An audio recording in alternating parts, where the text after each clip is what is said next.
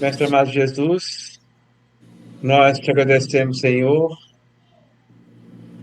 pelas bênçãos derramadas sobre nós. Elevemos nossos pensamentos a Deus e a Jesus, aos amigos espirituais, com aquele nosso sentimento de gratidão a tudo, né, por tudo, pelo nosso pão de cada dia, pela água que nós tomamos, pelo ar que nós respiramos, pelos fluidos bons que os bons espíritos distribuem sobre nós e que nós também assimilamos para a nossa saúde. Agradecemos, Senhor, pelo nosso equilíbrio, até pelas dificuldades que vêm sobre nós também, que são provações, como o Evangelho já diz, que a dor é uma bênção que nós recebemos também, porque nós precisamos dela. Gratidão, Jesus, pelo dia de hoje, agradeço gratidão pela oportunidade de estar aqui nesse momento de reunião pública para ouvir a explanação do Evangelho, para ouvir um pouquinho do ensinamento do Cristo e refletir sobre tudo isso em nossas vidas. Senhor Deus, Senhor Jesus, permita que nós possamos cada dia ser melhores, cada dia dar um passo na nossa caminhada, como Jesus já disse, que Ele é o caminho, Ele é a verdade e Ele é a vida. E ninguém vai, né? Ninguém chega a Deus sem passar por esse caminho. E que nós possamos nos esforçar cada dia mais para trilhar esse caminho que Ele já nos deixou. E que possamos ser inspirados hoje, refletir sobre a fé e também sobre a caridade, para que possamos melhorar a nossa caminhada. E quando chegarmos no plano espiritual, chegarmos um pouco melhores do que quando nós viemos para cá. Que a tua paz, Jesus, seja conosco.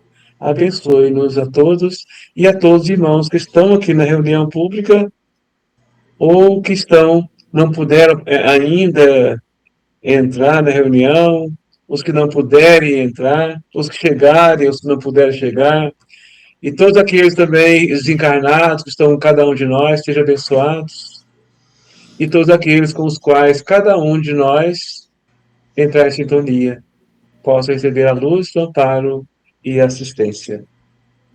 Graças a Deus. E hoje nós temos a satisfação de ter o Max, né, para falar sobre o tema evangélico e que é a fé e a caridade. Está com você, Max, a palavra. Boa noite a todos mais uma vez. Hoje a gente vai conversar sobre esse tema bastante interessante e importante para nós na nossa jornada evolutiva, né? É um tema do capítulo Amar ao Próximo como a si mesmo. E aí, um questionamento para nós refletirmos. O que vocês acham que Jesus veria primeiro em você? O seu erro, o seu comportamento ou a sua dor, a sua alma? Ao longo de toda a história de Jesus, ele viu o cobrador de impostos? Ele viu a mulher adúltera? Ou ele viu aquela irmã que estava em sofrimento, que estava em dor? Ele viu no cobrador de impostos aquele irmão que estava, quando ele pediu ajuda, ele tentando melhorar. Então, essa é uma pergunta que não busca uma resposta imediata, mas é um movimento interno de nós conosco mesmo. Porque quando a gente fala em fé e caridade, a gente está falando da capacidade de enxergar a dor por trás do outro, a dor por trás daquele comportamento que ele exerceu, de oferecer o que a gente gostaria de receber. E a gente fala muito em receber de dar o que a gente gostaria de receber. Mas aí uma pergunta, a gente sabe o que a gente gostaria de receber? A gente já parou para pensar o que a gente realmente gostaria de receber, ou a gente tem aquela tabela do que é pregado? Porque cada um de nós temos a nossa particularidade, cada um de nós temos a nossa história. Claro que tem muita coisa que vai parecer, mas nós temos também as nossas particularidades. A coragem de olhar para nós mesmos sem julgamentos, porque a gente se julga e se pune muito, porque acabam fazendo isso com a gente ou fizeram isso com a gente aprendeu a se tratar dessa forma. E o Espírito Protetor nos ensina que a caridade ela é impossível sem a fé. Mas fé em quê? Em que essa fé é baseada? É a fé em Deus, a fé no Cristo, a fé, sobretudo, no valor do ser humano, mesmo quando ele está ferido. A fé na possibilidade de transformação da alma. Porque se a gente não olha para isso, a gente não crê que aquele que erra, que aquele que está precisando de nós pode transformar, que ele tem um valor como ser humano, a caridade não vai estar presente. Porque a gente vai estar ajudando só por ajudar. Se a gente não crê que ele pode mudar, se a gente não crê que ele tem valor. E aí tem uma história do menino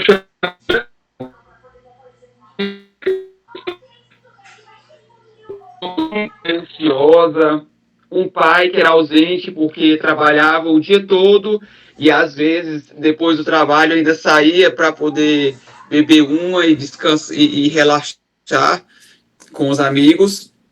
E a mãe tinha essa ansiedade, era meio perturbada, e essa criança na faixa de 9, 10 anos, se viu no momento de que precisava ser forte demais para poder, de alguma forma, ajudar aquele lar, ajudar aquela mãe em sofrimento, ajudar aquele lar tumultuado.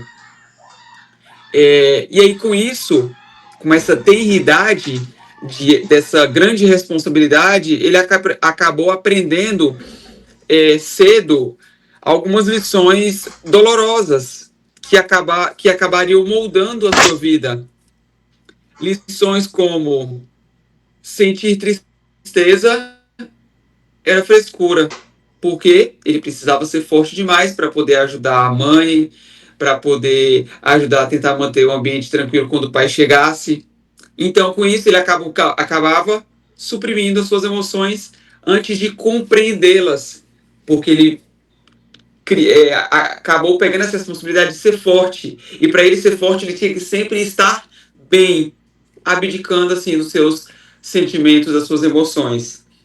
Ele aprendeu que pedir ajuda era fraqueza, pois se ele precisava ser forte, ele não podia pedir ajuda, ele teria que tentar resolver o máximo de coisas sozinhos. E quantos de nós também, às vezes, somos imbuídos a achar isso, que pedir ajuda é fraqueza, e acabamos tentando resolver as coisas sozinho ou não resolvendo. Ele aprendeu, e com isso, a vulnerabilidade dele se tornou algo a ser evitado a todo custo. Ele aprendeu que expressar raiva era falta de respeito. Com isso, mais uma vez, os sentimentos eram enterrados profundamente.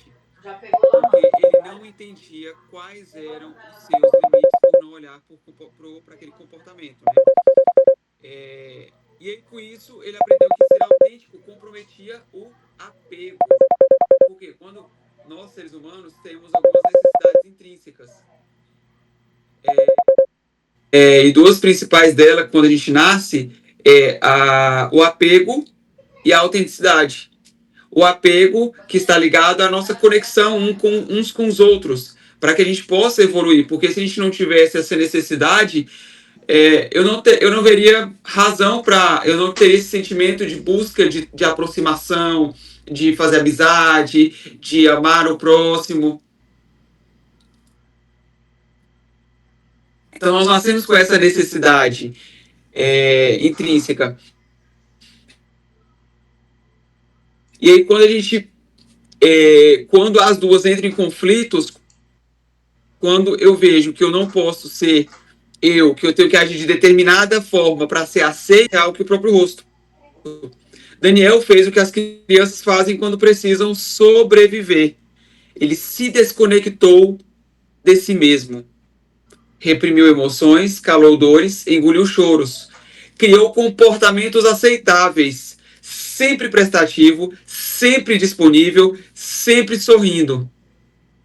Só que estava desconectado de si. E aí, aos 30 anos, Daniel tinha tudo para estar bem. Estava num bom emprego, ganhando bem, saúde física, independência, morava sozinho, conseguia conduzir a sua vida materialmente falando.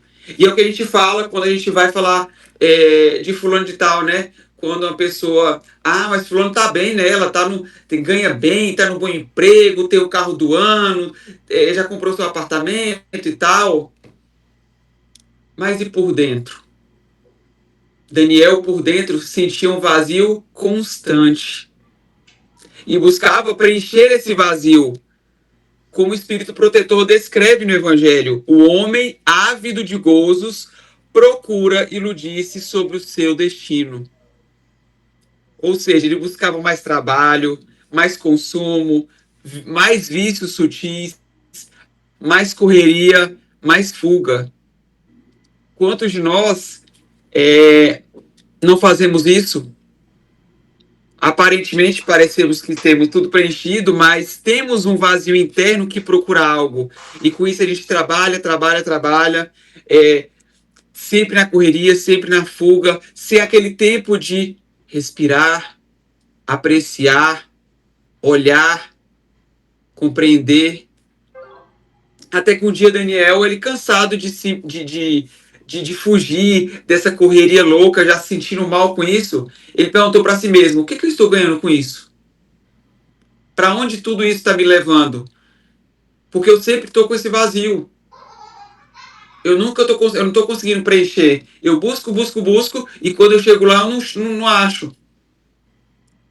O que estava acontecendo com Daniel? Ele estava vivendo sem a fé verdadeira.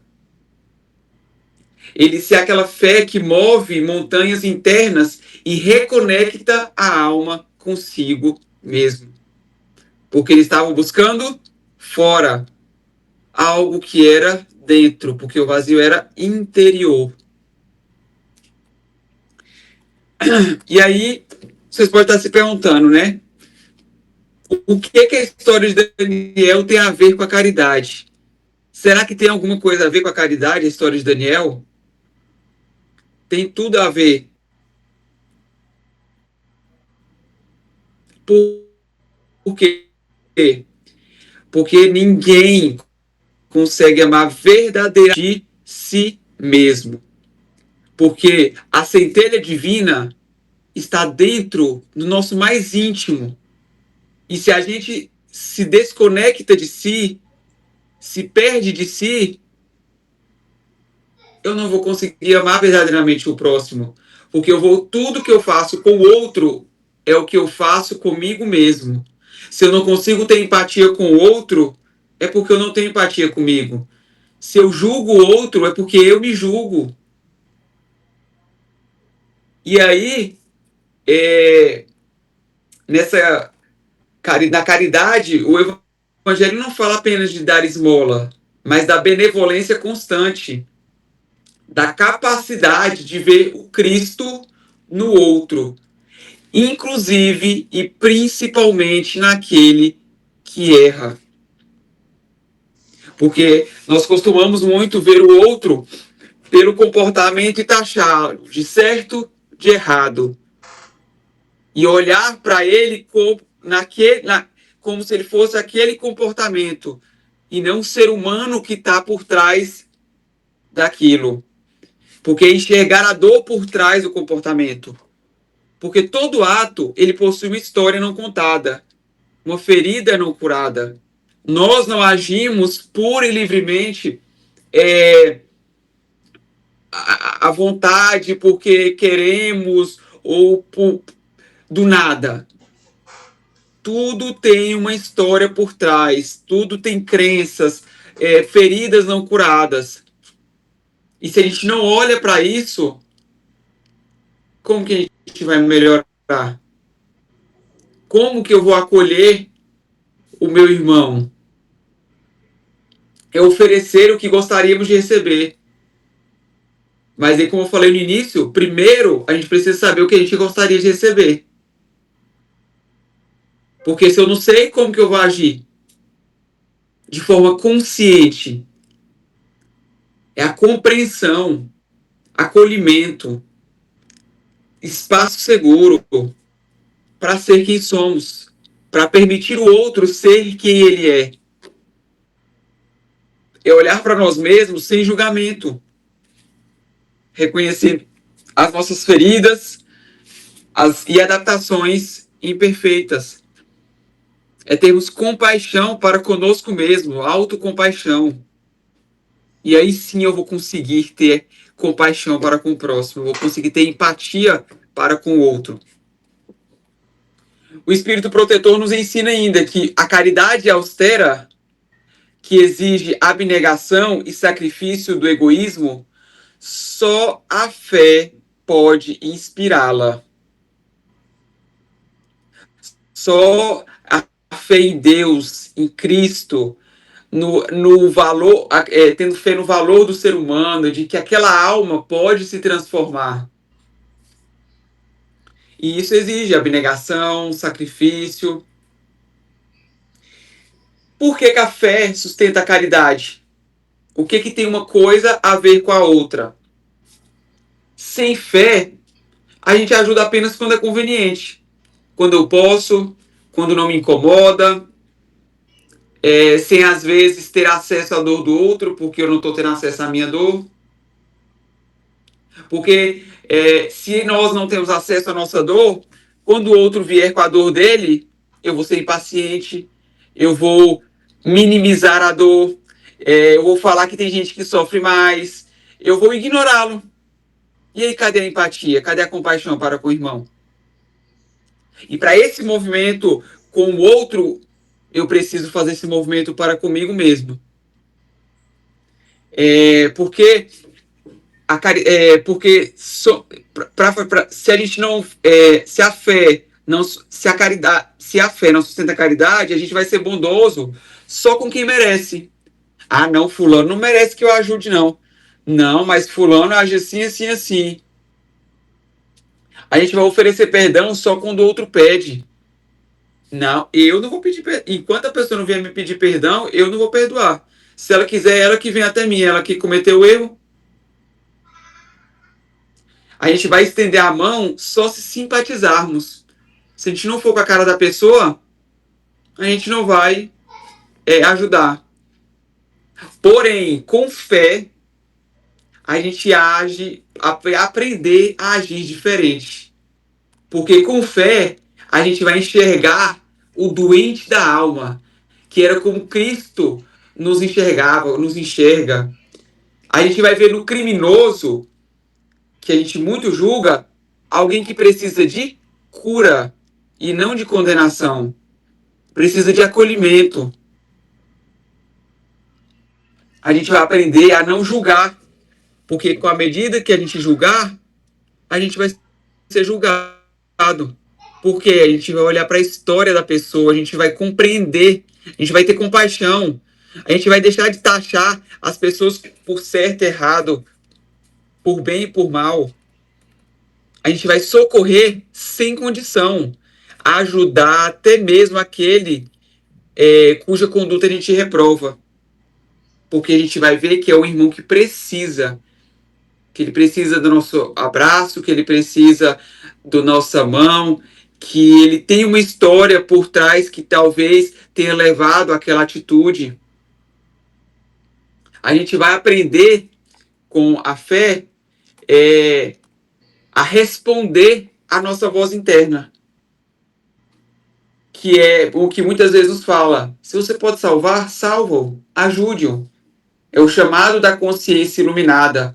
Todos nós temos uma bússola interna que nos conduz aqui nos caminhos da Terra. que nos conduz nessa jornada evolutiva, que nos liga ao Pai, que nos liga à centelha, que é essa centelha divina. Só que a gente não olha para ela.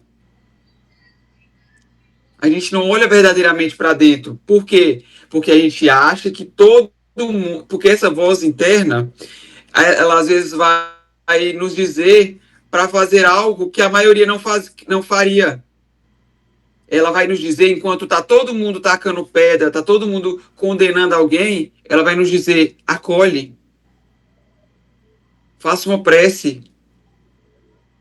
Ela vai nos dizer o contrário. Mas como ninguém está fazendo dessa forma como está dizendo, a gente não dá voz, a gente acha que é besteira. E a gente não tem e como a gente não tem o mesmo caminho, então vai ser atitudes diferentes, porque todos nós temos uma vida diferente, uma jornada diferente, tanto na Terra quanto nas outras evoluções. Só que a gente quer agir igual aos outros. Jesus, ele nos chamou a amar, ele não nos chamou a amar os bons. Ele falou para nós amarmos ao próximo. E quem é o próximo? Todo aquele que está sob o nosso raio de influência, todo aquele que passa por nós é o nosso próximo. Seja nosso irmão, seja nossa familiar, seja amigo, seja inimigo, seja uma pessoa que a gente não queira bem, talvez acha reprovativo aquele comportamento. Todos que estiverem em nossa influência, esses sim são o que Jesus nos chamou a amar, o próximo. Então,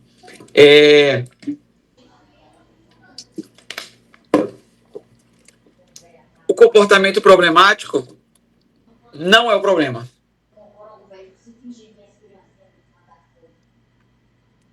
E aí vocês podem estar pensando, mas como assim, Max? O comportamento problemático não é o problema? Não, ele não é o problema. Ele é a tentativa de resolver um problema mais profundo. Ele é só a ponta do iceberg, que tem raízes profundas. A raiz dele é outra coisa. E se a gente olha só para ele, a gente não vai conseguir mudar. Porque a gente está cortando só o galhozinho ali da árvore. Agora, se a gente olha para o problema mais profundo, porque o que tem por detrás daquilo, a raiz, aí sim a gente vai estar um passo a mais da mudança. Mas enquanto a gente estiver só ali no comportamento, que é a ponta do iceberg, a gente vai cortar, ele vai florescer. Cortar, ele vai florescer. O vício não é falta de caráter. É a busca por alívio. A agressividade não é maldade. É defesa. A frieza não é indiferença. É proteção. Porque em algum momento a pessoa aprendeu que talvez demonstrar sentimentos traria dor. E aí ela aprendeu a ser indiferente para se proteger. A mentira não é pecado, é medo. Tá vendo como esses comportamentos são a ponta do iceberg, que tem algo ali mais profundo? Se a gente olha só para a ponta do iceberg, a gente não vai conseguir mudar. Agora, se a gente entende, o vício é a busca por alívio. O que ele está tentando aliviar? A gente vai lá na raiz. A agressividade não é maldade, é defesa. Do que a pessoa está tentando se defender? Do que ela se sentiu ameaçada para tentar se defender? Essa é a raiz do problema. Então a dependência ela nunca é uma escolha, ela é uma adaptação. O Espiritismo já dizia no capítulo 11, não julgueis, porque todo comportamento ele tem uma função. Nada é por acaso. Todo ser humano responde às experiências da vida. E quase sempre o que a gente vê é só a ponta do iceberg. Só a ponta do iceberg. Tudo está refletido nas experiências de vida, e a pessoa, às vezes, agora, muitas vezes na fase adulta da vida, está só respondendo. E se a gente não olha para isso, vai ficar muito mais complicada a mudança. Isabel de França nos diz: não vos cabe dizer, é o miserável que desapareça da terra. Jesus o lamentaria e o chamaria de enfermo e o acolheria. Ou seja, Jesus, mais uma vez, vendo o irmão, o ser humano, a pessoa por trás, o espírito, né, por trás daquilo. E aí, no livro dos Espíritos, ele vem com a questão 919, perguntando qual o meio prático mais eficaz de se melhorar nessa vida. Ele é bem taxativo. O meio prático mais eficaz, a melhor forma de se melhorar nessa vida.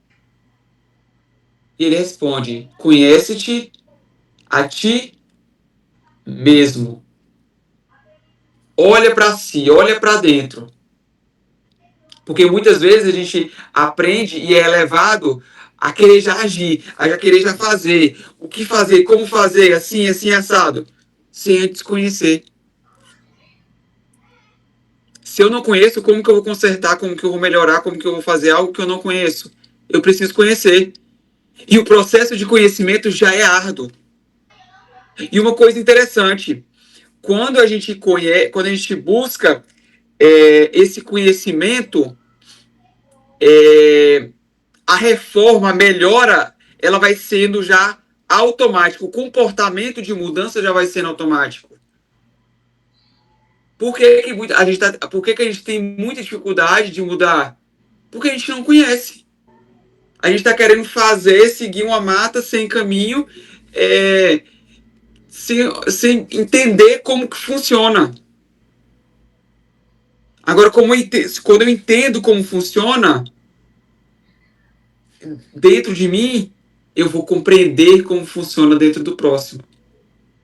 E aí eu vou conseguir ser mais caridoso. Ter a verdadeira caridade.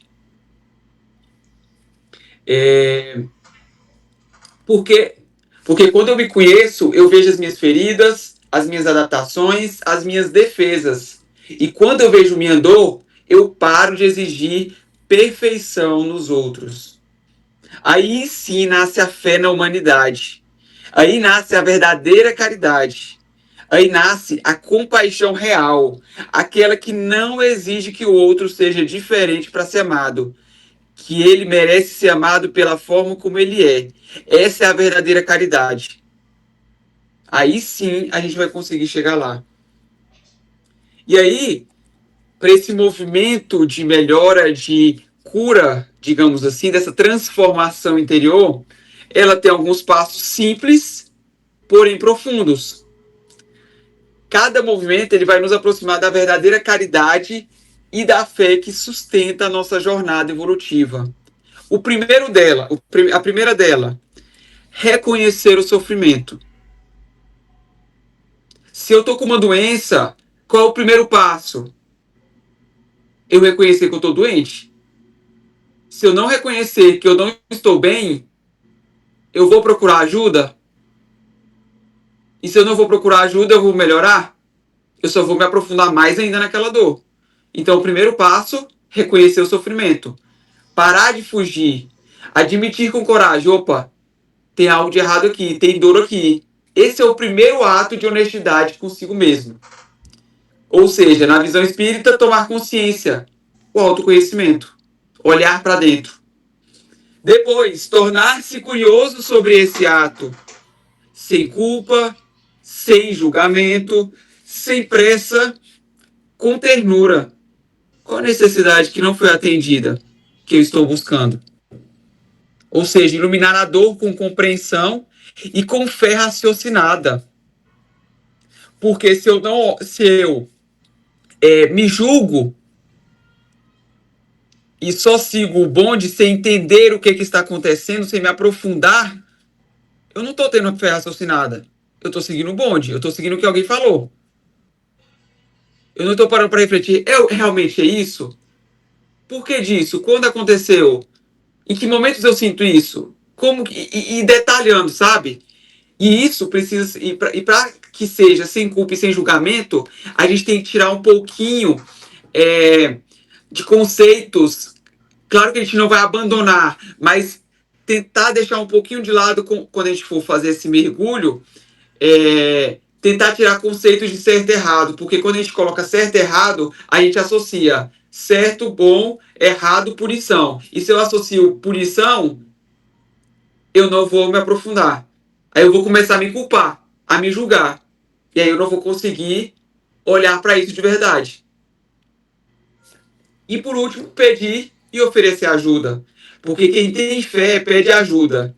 Quem tem humildade pede ajuda. Quem tem caridade pede ajuda. E também oferece ajuda, transformando a dor em serviço ao bem, ao serviço da caridade. Porque caridade é olhar para o outro e dizer: você não é o que você fez, mas você é o que você ainda pode se tornar. É a fé na humanidade, é a fé na transformação do outro. Fé é olhar para si mesmo e dizer: eu não sou minhas feridas, eu sou a consciência que posso curá-las. Então, amar o próximo como a si mesmo é compreender que todos nós estamos apenas tentando caminhar com as ferramentas que tivemos. Cada um de nós aqui, cada ser humano, está caminhando com ferramentas diferentes. E como que eu vou esperar que todo mundo age igual se a gente teve ferramentas diferentes? Se para construir essa casa, às vezes, eu não tive o martelo, não tinha tijolo, tinha só uma tábua e, sei lá, um prego. O de longe já tinha outras ferramentas para construir a casa. Meu pai outros, o Murilo outro. É justo a gente esperar que todos nós tenhamos a casa igual? Não vai ter como. Cada um de nós tem as suas ferramentas diferentes. E para que a gente possa melhorar e evoluir, a gente precisa olhar para as nossas ferramentas, e não para as ferramentas do coleguinha. Para as nossas, tá? Quais ferramentas eu tenho? Quais ferramentas eu tive? O que é que eu consigo fazer com essas ferramentas? E que a vida, com suas vicissitudes, é exatamente o treino para aprendermos a amar. E aí, para a gente finalizar, no Evangelho de Tomé, ele fala: o que você trouxer de você te salvará. E o que você não trouxer de você te condenará. Enquanto a gente estiver buscando fora, nós estaremos nos condenando. A gente vai conseguir a salvação, vai conseguir crescer nesse processo evolutivo quando a gente buscar dentro de nós, trouxer de nós. A nossa missão aqui na Terra é sobre nós. E quanto mais a gente trabalhar em nós, mais vai refletir o bem no próximo. Então, obrigado a todos e foi isso, a mensagem da noite. Gratidão. Gratidão pelas palavras, pela palestra. Essa questão da fé e caridade vista, né, dessa forma, ela é muito esclarecedora. A gente fica sempre refletindo, né, naquela passagem do Evangelho segundo o Espiritismo da caridade para com os criminosos, considerando que todos somos, um pouco mais, um pouco menos, né? E as nossas rações, as reações têm muito a ver com isso, né? O medo. E é uma atitude primitivista ainda, né? Que ainda está dentro de nós, do nosso instinto de conservação. O medo fazia parte. E agimos como um animalzinho acuado, né? Às vezes a pessoa está querendo ajudar ele e ele mostra os dentes, reage, né? E se realmente tocar nele, ele fere a pessoa que está tentando ajudar. Isso. E a gente faz isso também no dia a dia, né? Às vezes agimos dessa forma. Irracional. Bem finalizada. Precisamos ter a racionalidade sempre em nossa frente. Gratidão.